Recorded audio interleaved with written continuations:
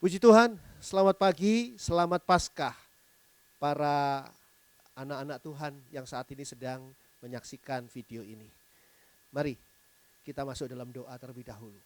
Bapa di dalam surga, Bapa yang sungguh-sungguh nyata mengasihi kami mengucap syukur untuk pagi Paskah hari ini di mana kami boleh merasakan sekali lagi kemurahan Tuhan yang luar biasa.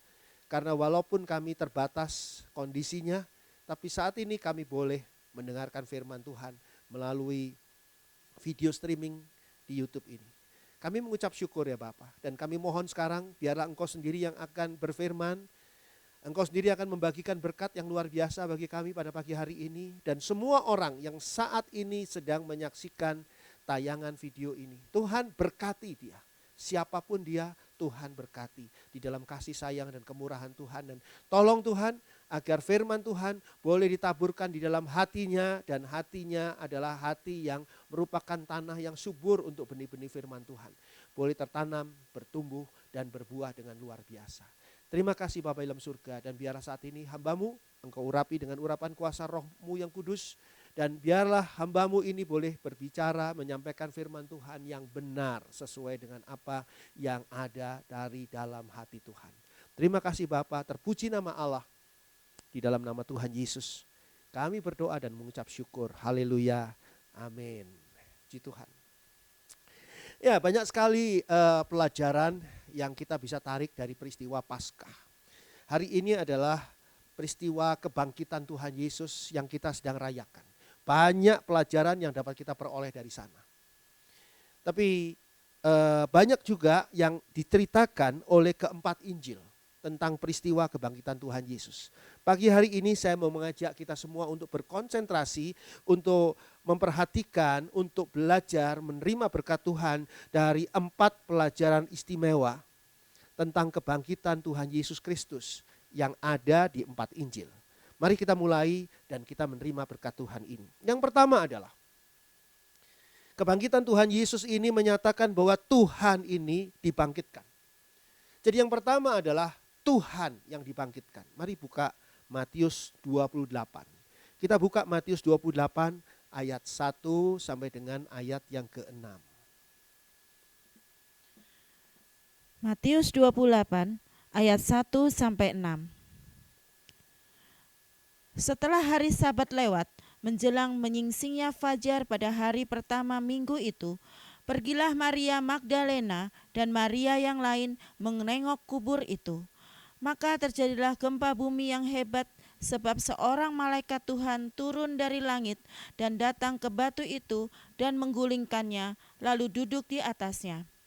Wajahnya bagaikan kilat dan pakaiannya putih bagaikan salju. Dan penjaga-penjaga itu gentar ketakutan dan menjadi seperti orang-orang mati. Akan tetapi malaikat itu berkata kepada perempuan-perempuan itu, "Janganlah kamu takut, sebab aku tahu kamu mencari Yesus yang disalibkan itu. Ia tidak ada di sini, sebab ia telah bangkit, sama seperti yang telah dikatakannya. Mari, lihatlah tempat ia berbaring." Pada hari itu adalah hari Minggu. Tanggalnya dicatat sejarah pada tanggal 17 April tahun 29 Masehi. 17 April tahun 29 Masehi itu adalah hari Minggu pada waktu itu. Hari pertama di dalam minggu itu, menurut pandangan orang Yahudi, hari pertama ini adalah hari Minggu. Dan tahukah saudara bahwa peristiwa pada waktu itu adalah peristiwa Paskah, atau kejadiannya sedang mengalami Paskah di dalam lingkungan orang-orang Yahudi. Paskah ini memperingati tentang bagaimana orang Yahudi keluar dari Mesir, dibebaskan oleh Allah untuk dituntun masuk ke negeri Kanaan, tanah yang dijanjikan oleh Allah. Itu Paskah. Tapi Paskah bagi saudara dan saya, Paskah bagi kita adalah hari di mana Tuhan Yesus bangkit dari kematian. Di hari itu dikatakan di sini, batu penutup kubur Yesus digulingkan dari luar oleh seorang malaikat Tuhan. Dikatakan pada ayat 2 di sana, maka terjadilah gempa bumi yang hebat, sebab seorang malaikat Tuhan turun dari langit dan datang ke batu itu dan menggulingkannya, lalu duduk di atasnya. Jadi batu itu terguling bukan karena gempa bumi. Dan batu itu tidak didorong dari dalam. Tapi batu itu digulingkan oleh malaikat dari luar. Kenapa kok batu ini digulingkan oleh malaikat dari luar? Mengapa tidak Tuhan Yesus yang bangkit mendorong batu itu dari dalam? Apakah Tuhan Yesus tidak mampu? Oh bukan. Ini ada satu pelajaran yang sangat penting di sini. Dikatakan di sana pada ayat 6. Ia tidak ada di sini. Perhatikan. Sebab ia telah bangkit. Sama seperti yang telah dikatakannya. Mari lihatlah tempat ia berbaring. Karena Tuhan Yesus ini adalah Tuhan Yesus yang bangkit dan dibangkitkan. Tuhan Yesus bangkit dari kematiannya. Tapi Tuhan Yesus yang bangkit dari kematiannya adalah Tuhan yang dibangkitkan. Saya ingin mengajak kita semua mengingat kembali. Ketika Tuhan Yesus di Taman Getsemani menangis di hadapan Allah Bapanya di dalam doanya. Supaya kalau boleh lalukanlah cawan ini daripadaku. Kalau boleh saya tidak perlu meminum cawan murka Allah ini. Tapi Tuhan Yesus harus meminum cawan murka Allah itu karena apa? Karena itu adalah murka Allah atas penghukuman, atas dosa setiap manusia yang mau percaya kepadanya. Pada saat itu Tuhan Yesus adalah sepenuhnya manusia. Dia sudah mengosongkan dirinya dari kealahannya sehingga dia berdoa kepada Allah Bapanya dengan ketakutan yang luar biasa. Kenapa Tuhan Yesus takut? Karena yang harus diminum ini cawan murka Allah. Penghukuman Allah atas dosa manusia. Dan bukan dosa 1-2 orang manusia. Dosa seluruh umat manusia yang percaya kepadanya. Tuhan Yesus ditangkap di Taman Getsemani. Tuhan Yesus diadili. Tuhan Yesus dibuli. Disiksa oleh tentara Romawi. Tuhan Yesus diperolokkan. Orang-orang Yahudi menyerukan, salibkan dia, salibkan dia. Pada waktu itu Tuhan Yesus sepenuhnya adalah manusia. Tuhan Yesus sudah melepaskan kealahannya dan sepenuhnya ketika cambuk Romawi, siksaan Romawi diterima oleh badannya, seluruhnya diterima sebagai seorang manusia. Manusia yang menderita bukan karena kesalahannya sendiri. Sampai akhirnya Tuhan Yesus dipaku di atas kayu salib. Ketika Tuhan Yesus berteriak kepada Allah untuk menyerahkan nyawanya ketika itu. Tuhan Yesus sepenuhnya adalah manusia. Sehingga sebagai manusia Yesus, dia bisa mati. Dia mati di atas kayu salib untuk menebus dosa saudara dan saya. Dosa kita semua. Kenapa? Karena yang berdosa adalah manusia. Sehingga yang harus mati, yang harus menanggung hukuman Allah adalah manusia. Manusia siapa? Saudara atau saya. Kita nggak sanggup menerima hukuman Allah. Nggak sanggup. Yesus yang memikul semuanya. Bagi saudara, bagi saya. Itu sebabnya berarti sekali kematian Yesus. Tapi tidak ada gunanya kematian Yesus yang sebagai manusia ini di atas kayu salib. Kalau Tuhan Yesus tinggal mati. Dosa kita diampuni, dosa kita disucikan. Kita tidak berdosa lagi. Tapi lalu siapa yang akan membawa kita ke dalam surga? Mungkin kita akan jatuh lagi di dalam dosa dan pada akhirnya kita akan masuk neraka. Harus ada Yesus yang menang atas kematian. Sehingga Yesus yang mati sebagai manusia ini, dia tidak berdaya untuk bangkit sendiri. Dia harus dibangkitkan oleh Allah. Saudara mungkin masih ingat. Bagaimana Tuhan Yesus membangkitkan orang-orang yang pernah dibangkitkannya. Tuhan Yesus itu membangkitkan orang-orang itu sebagai Allah yang berkuasa. Sekarang Tuhan Yesus sebagai manusia, dia tidak bisa membangkitkan dirinya sendiri. Dia harus dibangkitkan oleh Allah. Mari kita baca Kisah Para Rasul 10 ayat 39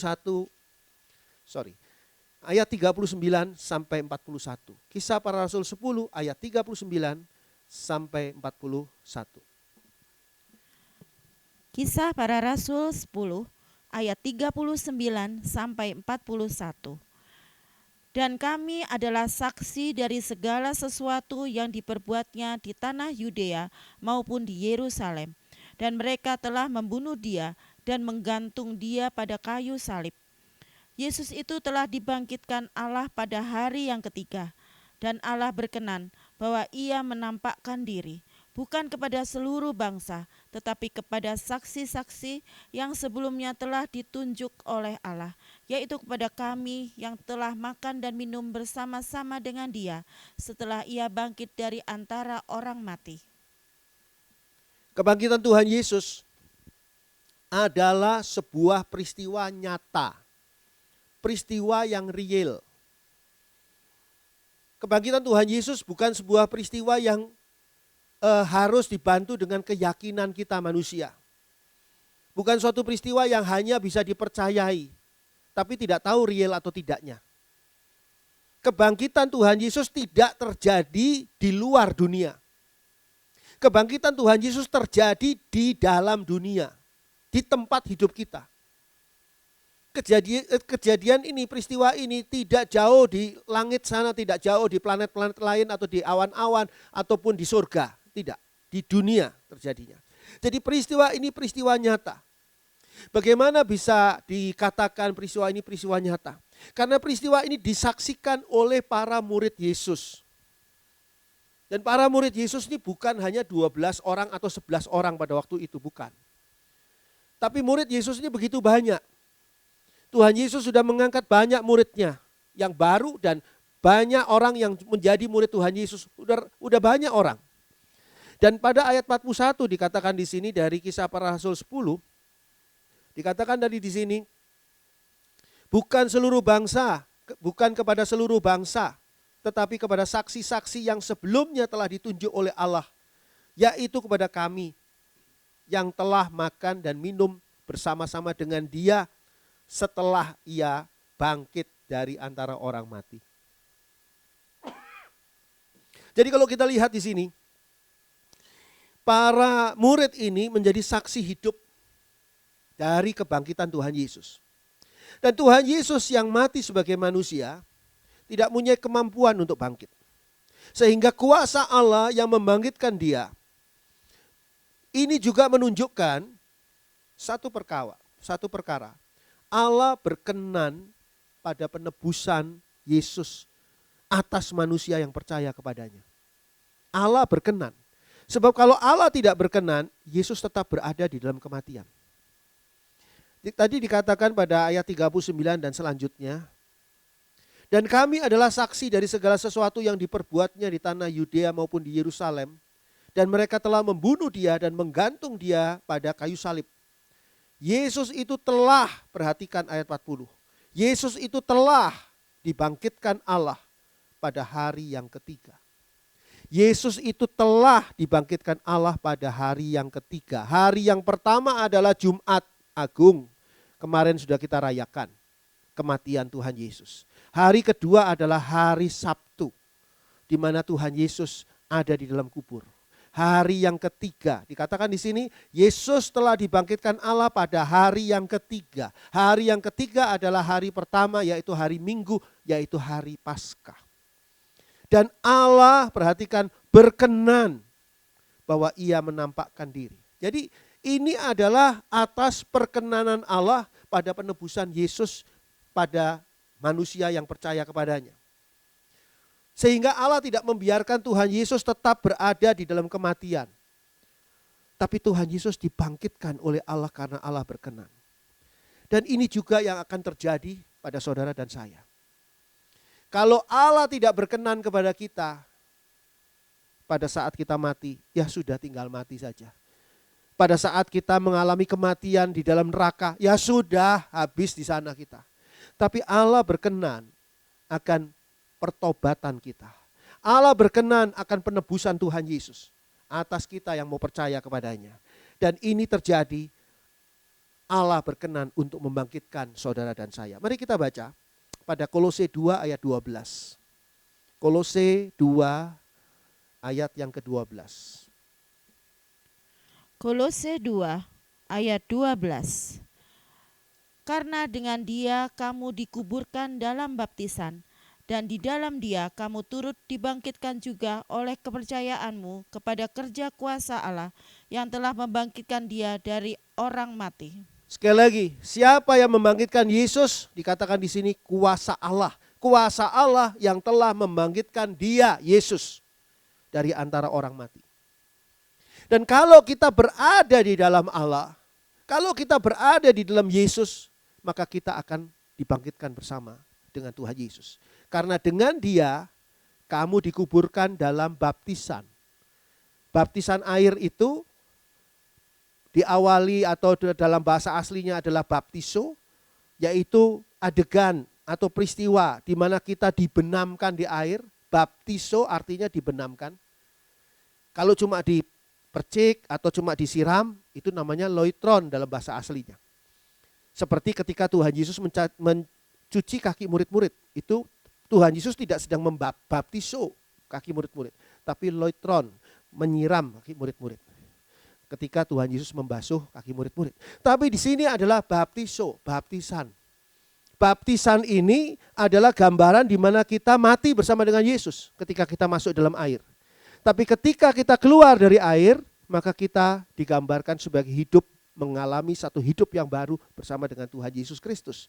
Karena dengan Dia kamu dikuburkan dalam baptisan, dan di dalam Dia kamu turut dibangkitkan juga oleh kepercayaanmu kepada kerja kuasa Allah yang telah membangkitkan Dia dari orang mati. Di mana kita bisa dibangkitkan? Di dalam Yesus. Itu sebabnya mereka yang tidak ada di dalam Tuhan Yesus tidak akan pernah dibangkitkan, dalam arti kata keluar dari kematian.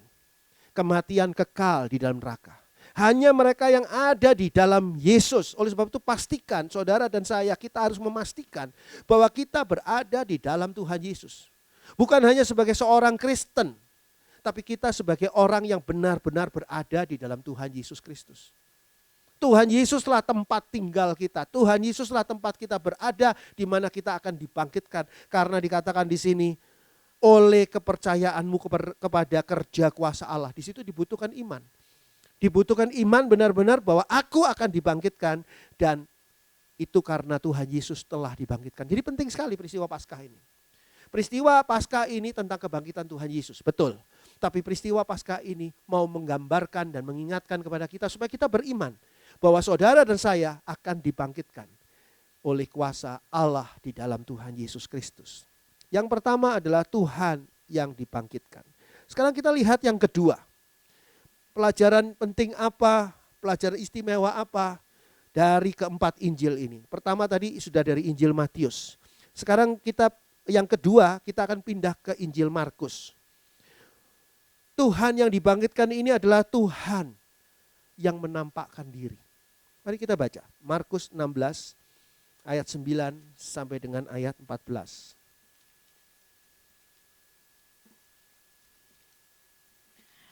Markus 16 ayat 9 sampai dengan ayat 14. Setelah Yesus bangkit pagi-pagi pada hari pertama minggu itu, Ia mula-mula menampakkan diri kepada Maria Magdalena. Daripadanya Yesus pernah mengusir 7 setan. Lalu perempuan itu pergi memberitahukannya kepada mereka yang selalu mengiringi Yesus, dan yang pada waktu itu sedang berkabung dan menangis. Tetapi ketika mereka mendengar bahwa Yesus hidup dan telah dilihat olehnya, mereka tidak percaya. Sesudah itu Ia menampakkan diri dalam rupa yang lain kepada 2 orang dari mereka, ketika keduanya dalam perjalanan keluar kota. Lalu kembalilah mereka dan memberitahukannya kepada teman-teman yang lain. Tetapi kepada mereka pun teman-teman itu tidak percaya. Akhirnya Ia menampakkan diri kepada ke-11 orang itu ketika mereka sedang makan, dan Ia mencela ketidakpercayaan dan kedegilan hati mereka, oleh karena mereka tidak percaya kepada orang-orang yang telah melihat Dia sesudah kebangkitannya. Kalau saudara perhatikan pada apa yang ditulis oleh Markus dalam Injil Markus ini, maka saudara perhatikan dengan jelas pada ayat 9 dan seterusnya. Setelah Yesus bangkit pagi-pagi hari pertama minggu itu, hari Paskah, Ia mula-mula menampakkan dirinya kepada siapa? Kepada Maria Magdalena. Daripadanya Yesus pernah mengusir 7 setan. Jadi pertama Tuhan Yesus menampakkan diri kepada siapa? Kepada Maria Magdalena, kepada 1 orang Tuhan Yesus menampakkan diri. Lalu berikutnya Tuhan Yesus menampakkan diri pada siapa? Dikatakan pada ayat 12, sesudah itu ia menampakkan diri dalam rupa yang lain kepada 2 orang dari mereka, maksudnya dari para murid ini, ketika keduanya dalam perjalanan keluar kota. Peristiwa ini dicatat oleh Injil Lukas sebagai perjalanan 2 orang murid ke Emmaus. Jadi kalau kita lihat di sini, berikutnya Tuhan Yesus menampakkan diri pada 2 orang. Tadi pertama pada 1 orang, yang kedua pada 2 orang. Lalu berikutnya yang ketiga pada ayat 14 dikatakan, akhirnya ia menampakkan diri kepada ke-11 orang itu, para murid, ketika mereka sedang makan. Dan ia mencela ketidakpercayaan dan kedegilan hati mereka. Jadi kalau kita lihat di sini, berikutnya baru Tuhan Yesus menampakkan diri pada 11 orang muridnya. Apa persamaannya dari peristiwa-peristiwa ini? Pertama kali Tuhan Yesus menampakkan diri, Tuhan yang bangkit ini sebagai Tuhan yang menampakkan diri. Tuhan menampakkan diri pada 1 orang, Maria Magdalena. Yang kedua kepada 2 orang murid, pada 2 orang.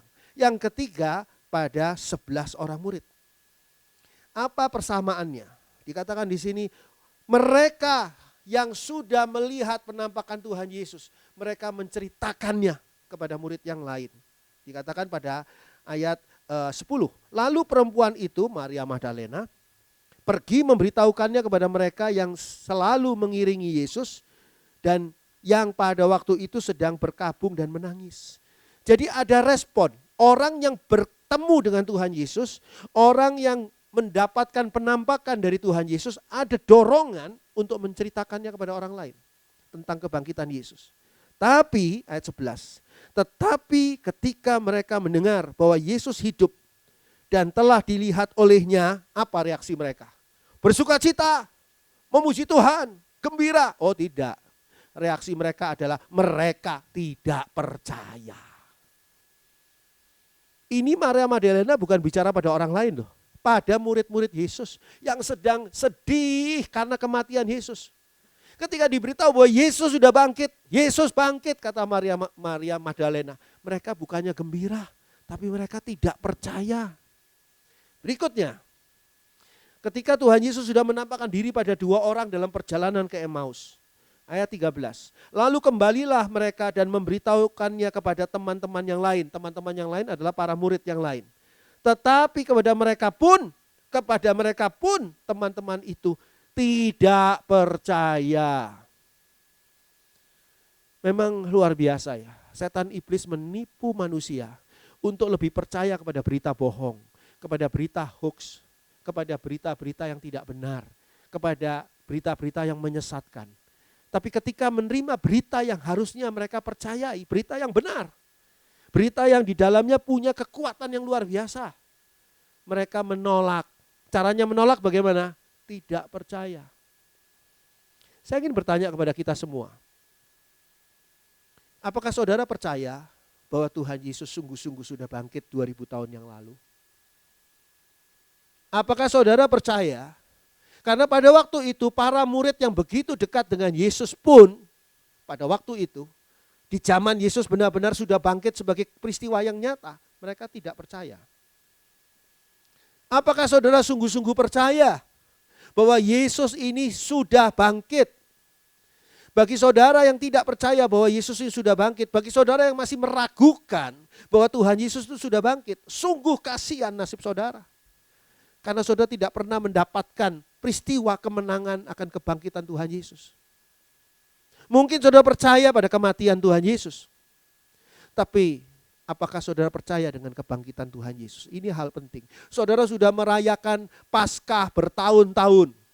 Tapi pertanyaan ini pagi hari ini harus saudara jawab di dalam hati saudara. Sungguhkah saudara percaya pada kebangkitan Tuhan Yesus?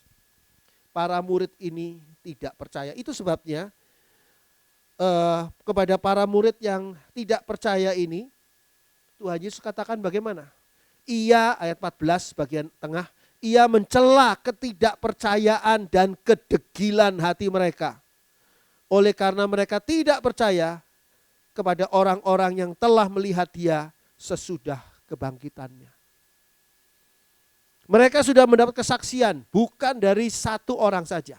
Dari orang yang berjalan bersama Yesus ke Emmaus itu 2 orang. kesaksian-kesaksian lain, bahkan ada nubuatan Tuhan Yesus, pesan Tuhan Yesus bahwa dia akan bangkit pada hari yang ketiga. Tapi mereka tidak percaya. Sekarang kita hidup di 2000 tahun setelah Tuhan Yesus bangkit. Kita tahu dari mana bahwa Tuhan Yesus bangkit? Kita tahu dari kesaksian para murid. Kita tahu dari kesaksian Alkitab.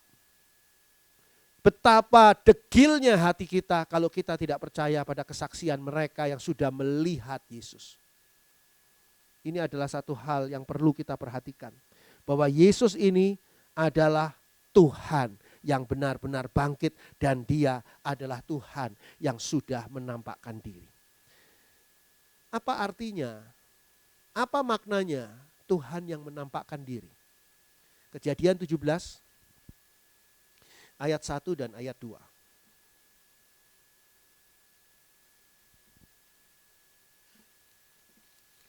Kejadian 17 ayat 1 dan ayat 2. Kejadian 17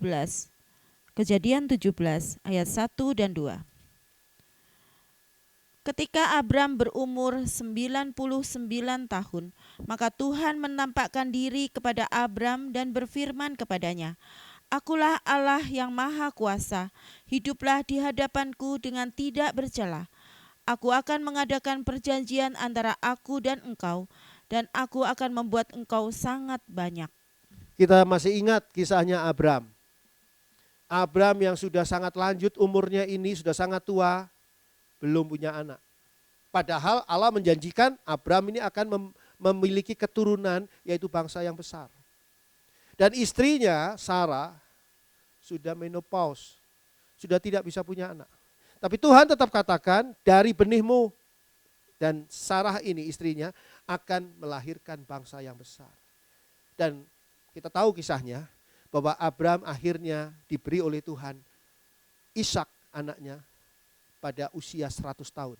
Nah ini persis 1 tahun sebelumnya. Pada usianya Abram 99 tahun. Ketika Abram berumur 99 tahun. Jadi 1 tahun sebelum dia punya anak Ishak. Maka Tuhan menampakkan diri kepada Abram dan berfirman kepadanya, "Akulah Allah yang Maha Kuasa, hiduplah di hadapanku dengan tidak bercelah. Aku akan mengadakan perjanjian antara aku dengan engkau, dan aku akan membuat engkau sangat banyak." Satu berkat khusus bagi Abram yang mungkin sudah tidak bisa punya anak. Satu berkat yang khusus. Jadi apa artinya Allah yang menampakkan diri?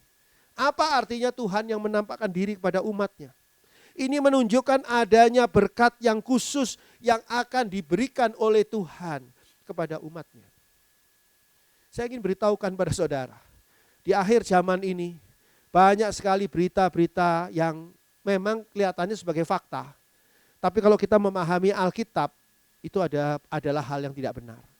Dikatakan bahwa di sana ada di bayangan di dalam tembok itu kelihatan seperti gambar Tuhan Yesus.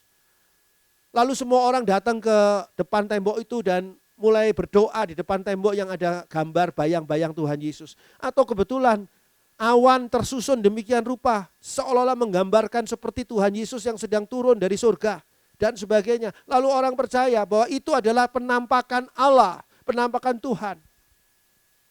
Atau mungkin ada orang yang bersaksi bahwa dia di dalam mimpinya, entah mimpi entah enggak, entah penglihatan, tapi mereka mengatakan bahwa mereka melihat ada penampakan Tuhan Yesus yang khusus. Saya ingin beritahukan kepada kita, Tuhan Yesus adalah bukan Tuhan yang iseng, yang tiba-tiba menampakkan diri kepada kita, terus sudah tidak ada urusan apa-apa. Tiba-tiba di sini menampakkan diri lagi, tidak ada urusan apa-apa. Mungkin cuma untuk tebar pesona. Oh, itu bukan Tuhan kita. Tuhan Yesus, Allah yang Maha Kuasa, ketika menampakkan diri, pasti membawa berkatnya yang khusus yang akan diberikan kepada umatnya. Seperti yang terjadi pada Abram ketika Abram melihat, menerima penampakan dari Allah. Nah sekarang Tuhan Yesus menampakkan diri setelah Tuhan Yesus bangkit dari kematiannya. Loh, sebetulnya kalau Tuhan Yesus sudah bangkit dari kematiannya, Tuhan Yesus bisa langsung naik ke surga. Keluar dari kubur, berangkat ke surga, selesai. Tapi mengapa Tuhan Yesus harus menampakkan diri dulu? Kenapa Tuhan Yesus harus menampakkan diri selama 40 hari? Dan dilihat oleh ratusan orang. Firman Tuhan katakan ratusan orang, 500-an lebih. Kenapa? Pertanyaannya di sini. Karena Tuhan Yesus mau memberikan berkat yang khusus melalui penampakannya. Jadi kalau saudara pada suatu hari mengalami penampakan oleh Tuhan Yesus entah di mana dan kapan, ucapkan syukur. Pasti ada berkat khusus yang istimewa bagi saudara yang luar biasa yang akan saudara terima. Dan ini adalah hal yang diajarkan oleh firman Tuhan. Tuhan Yesus yang menampakkan diri setelah kebangkitannya, memastikan bahwa kita mendapatkan hidup yang baru. Itu berkat khusus yang luar biasa. Ketika kita sudah ditebus oleh darah Yesus di atas kayu salib, kita sudah disucikan oleh darah Yesus di atas kayu salib, kita mengucap syukur, bergembira, bersukacita. Tapi kita belum mempunyai hidup yang baru. Tapi di dalam Tuhan Yesus yang bangkit, yang sudah menampakkan diri kepada saudara dan saya, kepada kita semua, melalui cara Tuhan yang ajaib, maka sesungguhnya kita diberikan satu jaminan tentang hidup yang baru. Coba kita buka Roma 6. Saudara bisa membacanya dari Roma 6, ayat 5 dan 11. Roma 6, ayat 5 dan 11. Roma 6 ayat 5 dan 11. Sebab jika kita telah menjadi satu dengan apa yang sama dengan kematiannya, kita juga akan menjadi satu dengan apa yang sama dengan kebangkitannya. Ayat 11, demikianlah hendaknya kamu memandangnya, bahwa kamu telah mati bagi dosa, tetapi kamu hidup bagi Allah dalam Kristus Yesus. Dikatakan dengan jelas tentang apa yang disebutkan sebagai baptisan. Kalau saudara mau baca tentang baptisan, bacalah Roma 6 ini ayat 3 sampai dengan ayat 11.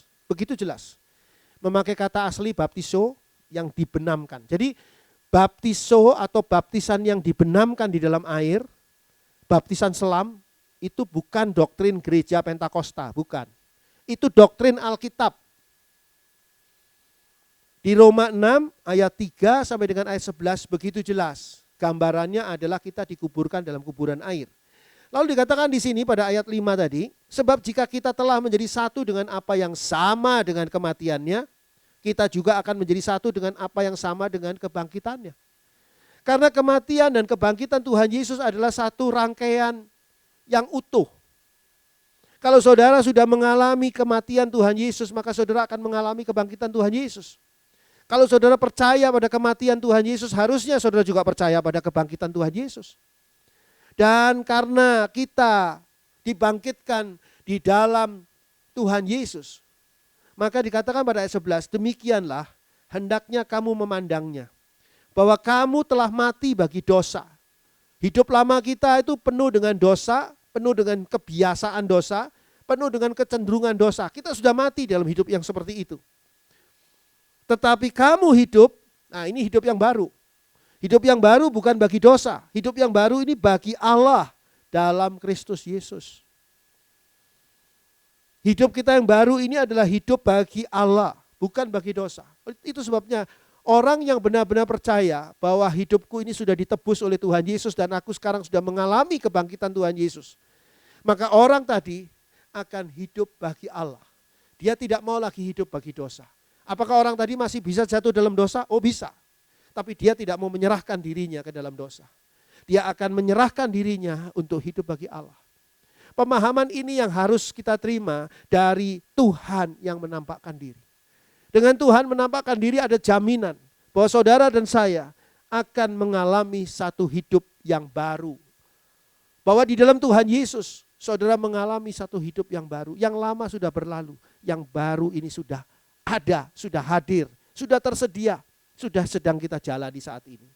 Ini adalah hal yang luar biasa. Jadi yang pertama, kita ambil tadi pelajaran dari Injil Matius tentang Tuhan yang dibangkitkan. Yang kedua adalah dari Injil Markus, yaitu Tuhan yang menampakkan diri. Yang ketiga adalah Tuhan yang berjalan bersama dengan kita.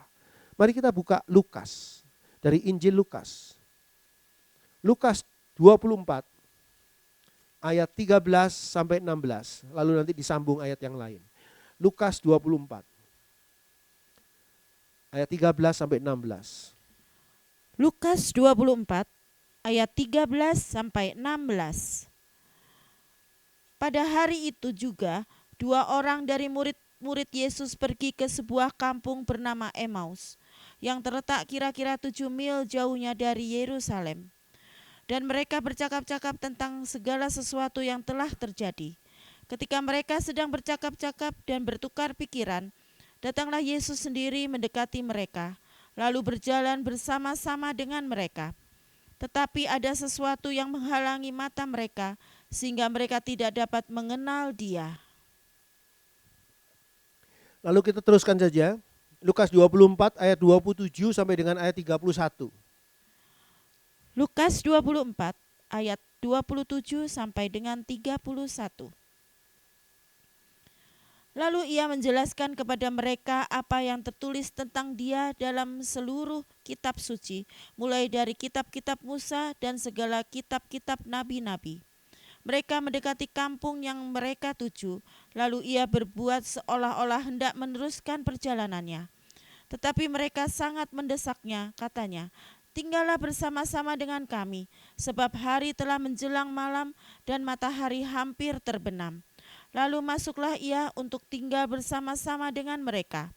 Waktu ia duduk makan dengan mereka, ia mengambil roti, mengucap berkat, lalu memecah-mecahkannya dan memberikannya kepada mereka. Ketika itu terbukalah mata mereka dan mereka pun mengenal Dia, tetapi ia lenyap dari tengah-tengah mereka. Kisah ini dikatakan pada hari itu juga. Artinya apa? Pada hari Minggu itu, pada hari Minggu kebangkitan Tuhan Yesus, pada hari Paskah itu.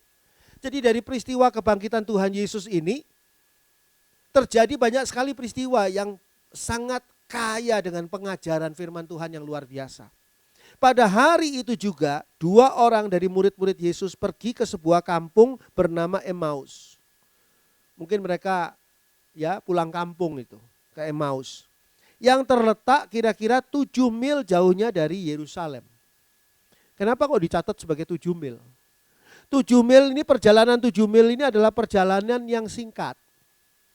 7 mil itu bukan perjalanan yang jauh. 7 mil itu saya hitung-hitung kurang lebih 10,3 kilometer.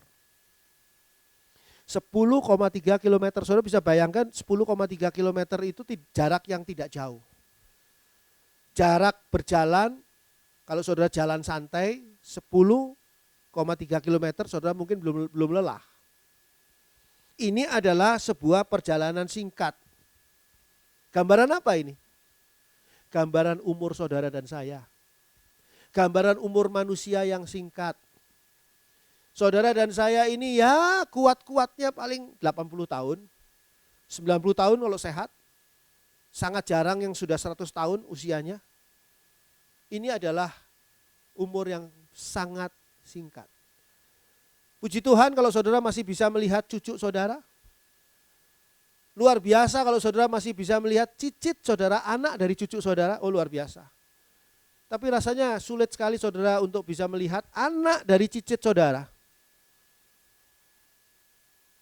Jadi mungkin anak itu sulit memanggil saudara. Memanggil siapa? Engkong. Ya enggak bisa. Kakek. Ya enggak bisa. Oh ini kakek buyut. Ya enggak bisa juga, enggak jelas. Ya kalau saya punya kakek seperti itu saya panggil aja nenek moyang. Gitu. Karena apa? Memang nenek moyang saya.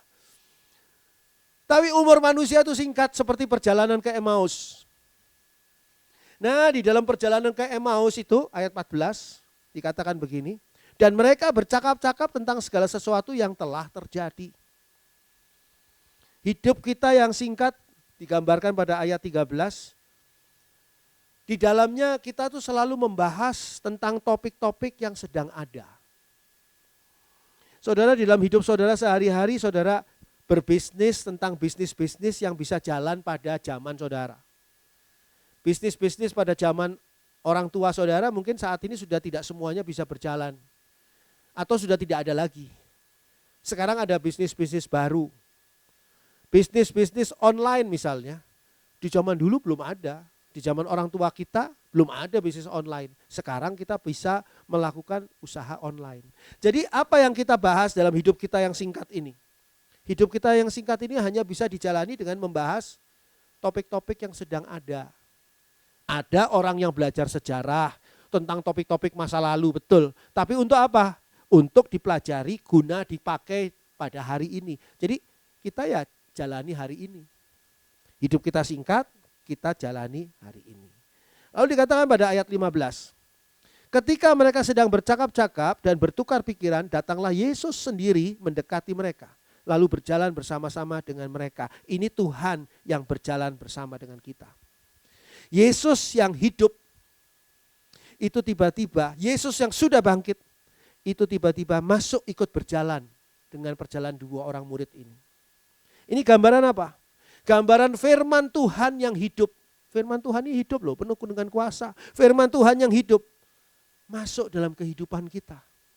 Mereka itu didampingi jalan bersama dengan Yesus itu ketika mereka dalam perjalanan ke Emmaus. Jadi ketika kita dalam hidup kita, tiba-tiba firman Tuhan yang hidup itu masuk dalam kehidupan kita. Dan firman Tuhan itu berjalan dalam kehidupan kita. Saudara, ada yang bertobat di usia remaja.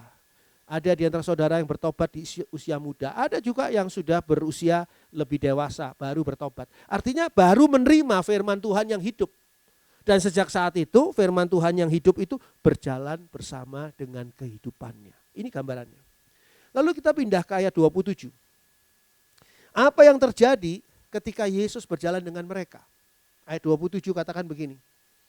Lalu ia menjelaskan kepada mereka apa yang tertulis tentang dia, tentang Yesus, dalam seluruh kitab suci, mulai dari kitab-kitab Musa dan segala kitab nabi-nabi.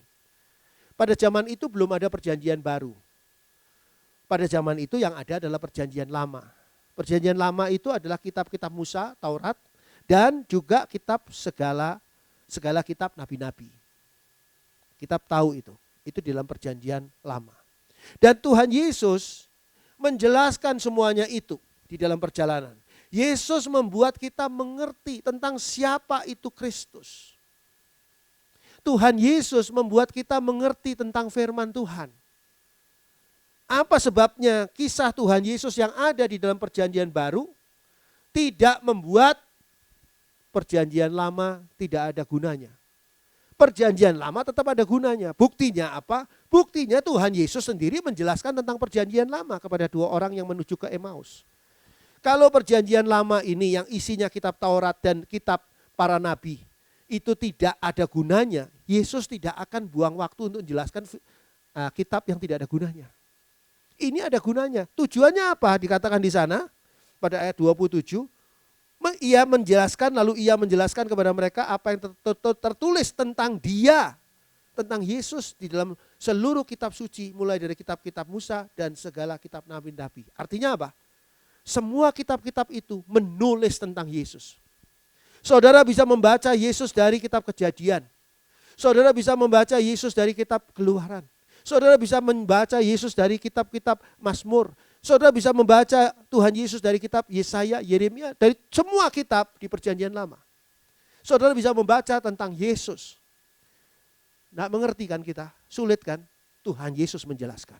Itu sebabnya kalau kita kesulitan dalam membaca Alkitab, kita doa, tanya Tuhan Yesus ini artinya apa? Tolong jelaskan kepada saya.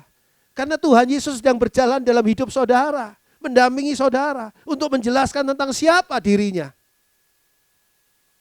Lalu dikatakan di sana pada ayat 28 dan 29.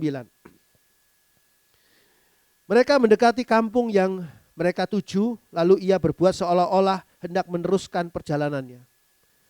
Tetapi mereka sangat mendesaknya, katanya.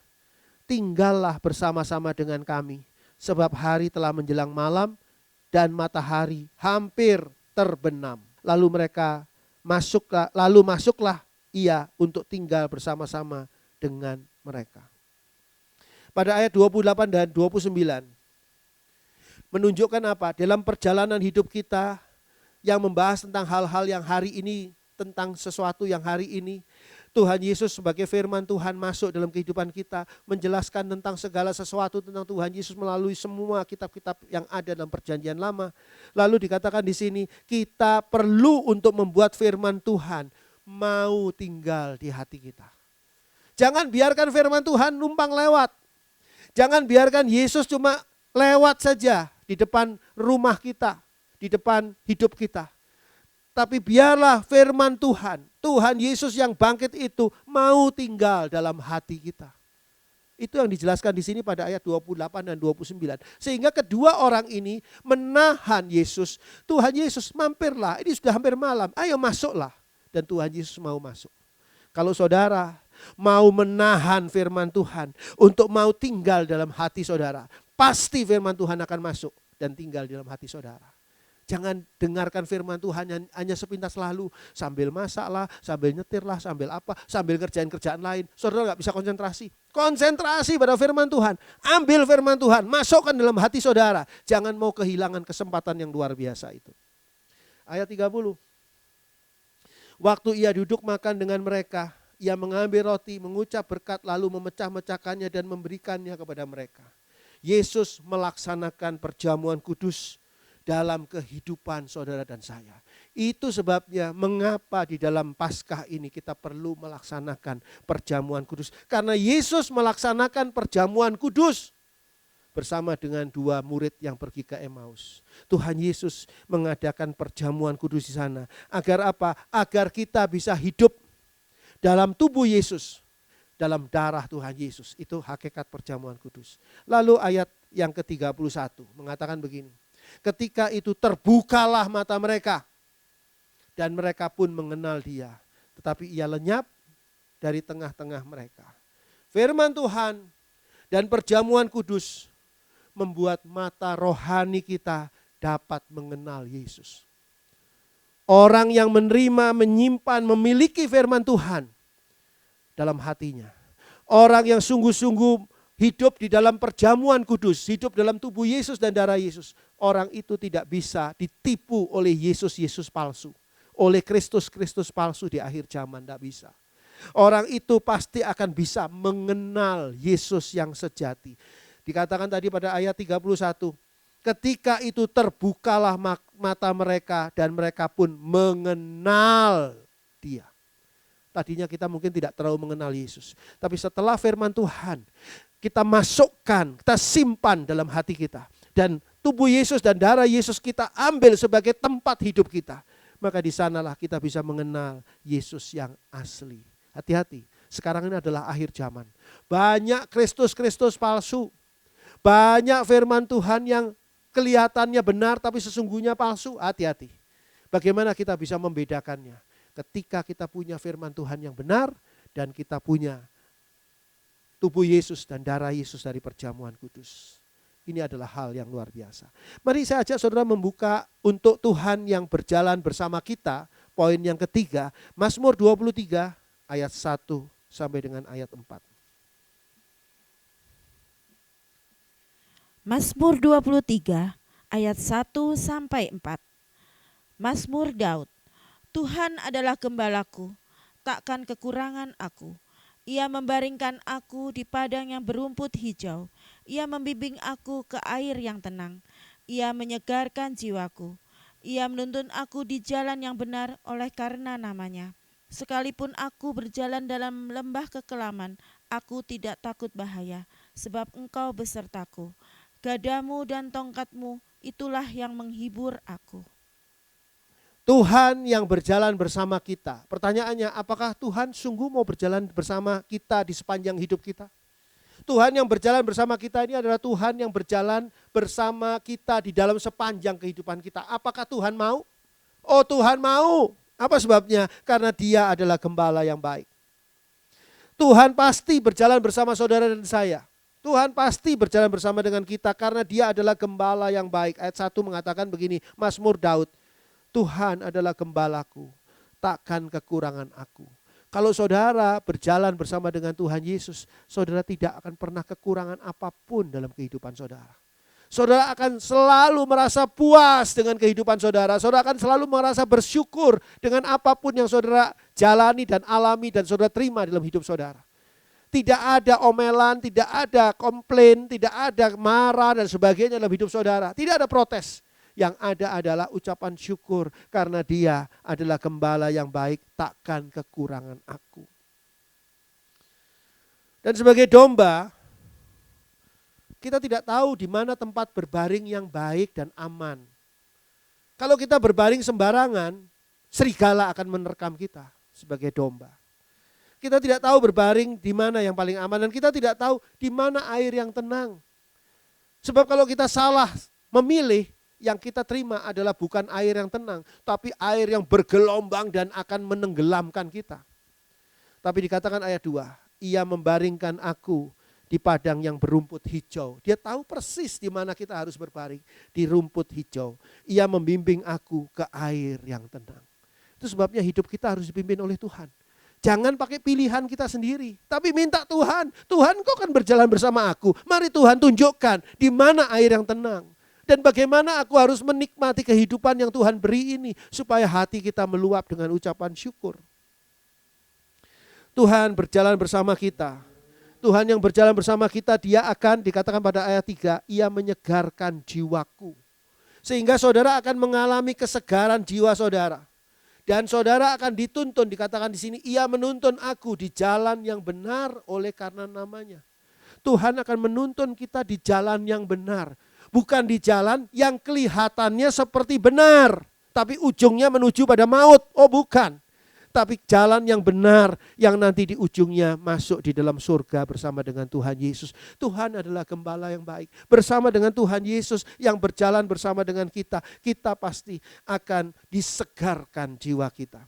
Dan yang keempat dikatakan di sana, sekalipun aku berjalan dalam lembah kekelaman, aku tidak takut bahaya. Saat kita melintasi lembah kekelaman dalam hidup kita, seringkali kita dibuat takut. Tapi dikatakan oleh Daud di sini, aku tidak takut bahaya. Aku tidak takut bahaya apapun padahal aku berada di dalam lembah kekelaman. Kenapa? Dikatakan selanjutnya di sana, sebab Engkau besertaku, gadamu dan tongkatmu itulah yang menghibur aku. Sebab Tuhan berjalan bersama dengan kita, itu yang membuat aku tidak takut bahaya. Karena ada gada Tuhan. Gada itu gambaran perlindungan. Karena dengan gada, gembala itu akan menyingkirkan semua binatang-binatang buas yang berbahaya bagi dombanya. Dan yang kedua adalah tongkat. Tongkat gembala akan memberikan pengarahan. Ketika kita sebagai domba melenceng jalannya, diarahkan pakai tongkat. Kita tidak dipukul dengan gada, tapi kita diarahkan dengan tongkat gembala. Dan ini adalah yang membuat, dikatakan di sini, sekalipun aku berjalan dalam lembah kekelaman, aku tidak takut bahaya. Apakah hari ini dalam hidup saudara, saudara merasa takut dengan bahaya? Maka mintalah Tuhan, jalanlah bersama dengan aku. Jadilah gembala yang baik yang berjalan bersama dengan aku di lembah kekelaman ini. Yang pertama tadi dari Injil Matius, yaitu Tuhan yang dibangkitkan.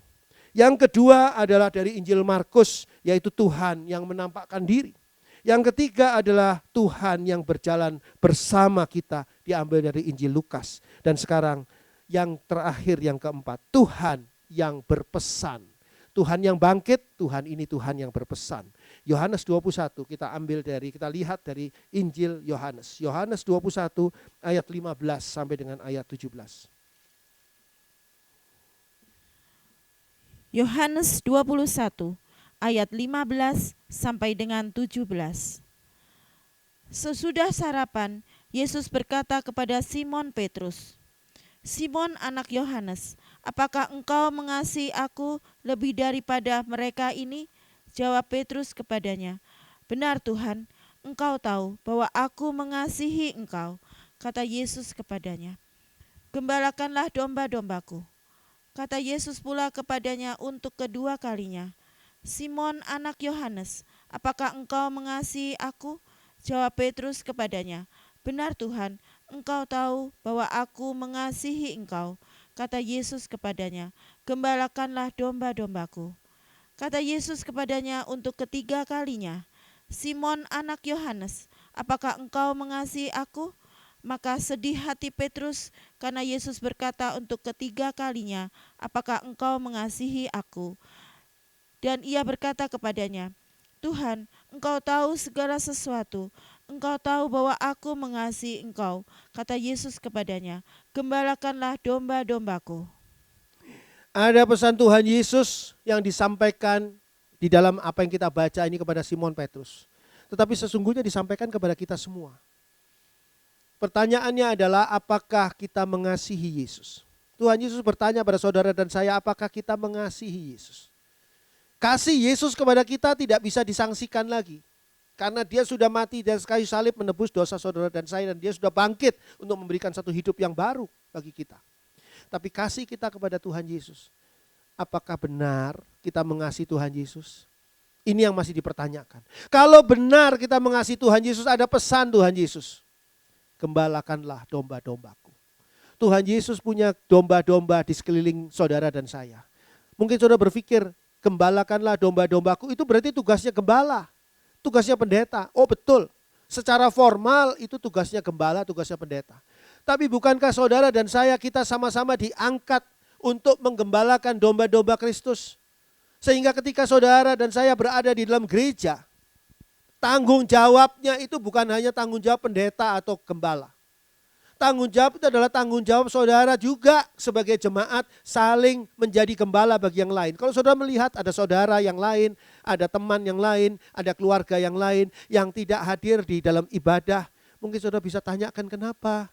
Apakah mungkin sedang sakit atau mungkin sedang imannya sedang mundur atau seperti apa? Kita tidak boleh membiarkan mereka itu terhilang di tengah-tengah masa akhir zaman yang penuh dengan krisis seperti ini. Kita perlu mengingatkan mereka semua. Kita perlu selalu mengingatkan, sehingga kita juga mengingatkan diri kita supaya kita hidup di dalam kebenaran firman Tuhan, hidup sesuai dengan firman Tuhan. Rasul Paulus pernah berkirim surat kepada Timotius dan ada pesan di sana. Pesan ini sangat penting, sehingga ketika kita bertanya, Tuhan bagaimana sih, apa sih sesungguhnya menggembalakan domba-domba itu, padahal saya ini kan bukan gembala, saya ini kan bukan hamba Tuhan, bukan pendeta, saya cuma jemaat biasa. Mari saudara baca 2 Timotius 4. 2 Timotius 4 ayat 1 sampai 5. 2 Timotius 4 ayat 1 sampai 5. Di hadapan Allah dan Kristus Yesus yang akan menghakimi orang yang hidup dan yang mati, aku berpesan dengan sungguh-sungguh kepadamu demi pernyataannya dan demi kerajaannya. Beritakanlah firman, siap sedialah baik atau tidak baik waktunya. Nyatakanlah apa yang salah, tegurlah dan nasihatilah dengan segala kesabaran dan pengajaran.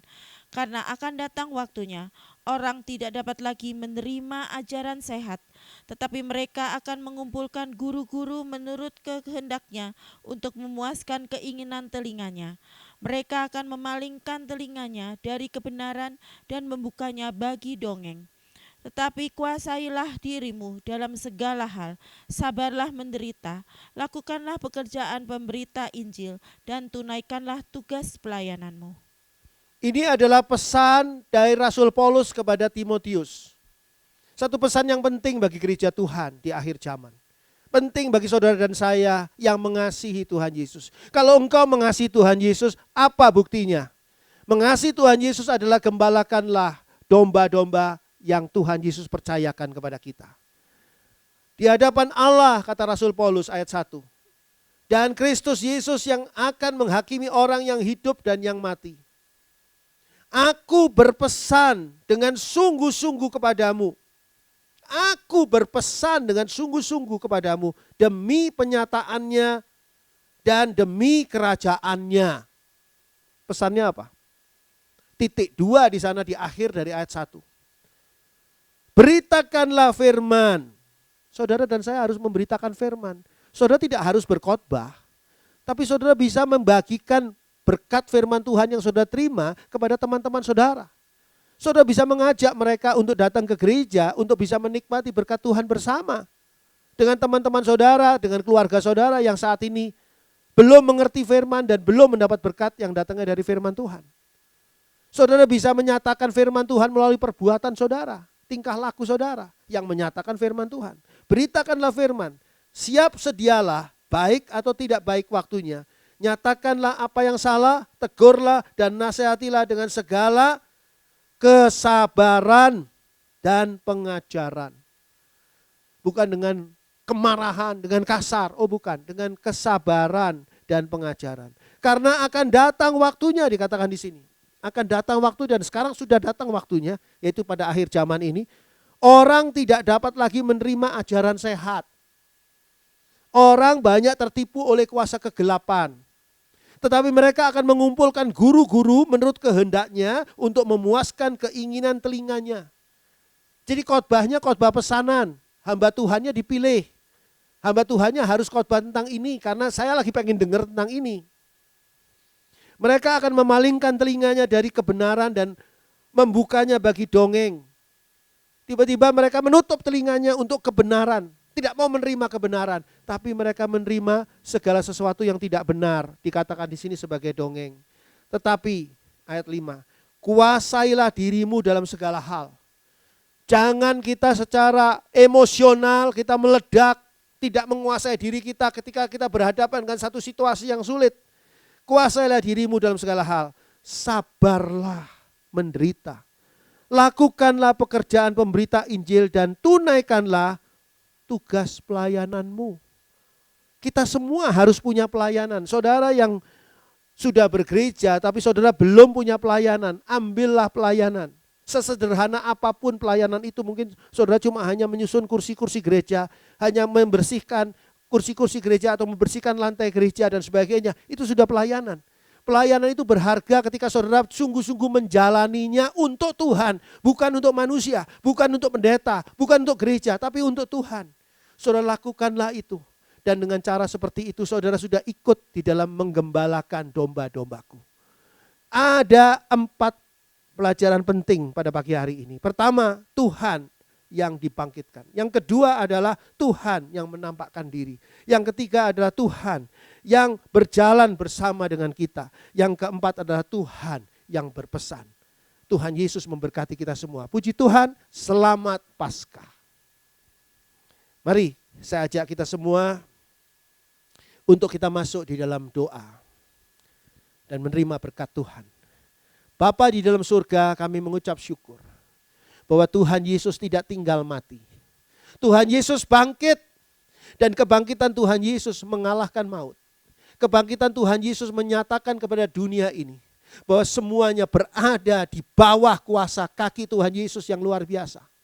Kami percaya Tuhan. Tuhan Yesus yang bangkit bukan di surga. Tuhan Yesus yang bangkit bukan di alam lain. Bukan Tuhan Yesus yang bangkit di planet lain. Tuhan Yesus bangkit di muka bumi.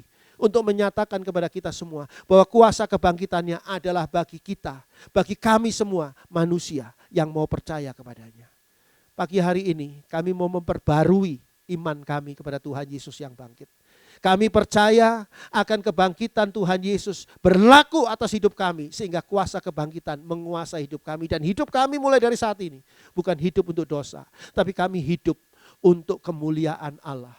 Untuk kebesaran kerajaan surga. Kami mau Tuhan Engkau pakai dalam hidup kami sampai kelak kemudian hari ketika kami dipanggil pulang oleh Tuhan dan meninggalkan semua pelayanan yang ada di muka bumi ini, dan itu semua adalah bagi kemuliaan nama Tuhan. Terima kasih Bapak. Sekarang kami mau berdoa, Tuhan tolong sekali lagi kami berdoa, Tuhan hentikanlah akan pandemi virus corona. Tuhan hentikanlah semua penyakit-penyakit yang disebabkan oleh virus corona ini.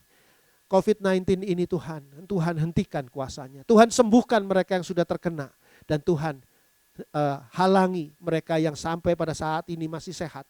Tuhan sendiri lindungi, jangan sampai mereka kena akan penyakit ini Tuhan. Terima kasih Bapa dalam surga, dan kami saat ini membuka hati kami untuk berkat Tuhan. Dicurahkan berkat yang datangnya dari Allah. Di dalam kasih kemurahan Tuhan Yesus Kristus. Di dalam persekutuan Allah Roh Kudus. Yang senantiasa menyertai kita. Dari saat ini sampai ketika Tuhan Yesus datang dan membawa kita masing-masing masuk dalam surganya yang mulia. Terpuji nama Allah. Terpuji nama Yesus yang sudah bangkit. Dimuliakanlah dia. Haleluya, haleluya, amin. Puji Tuhan.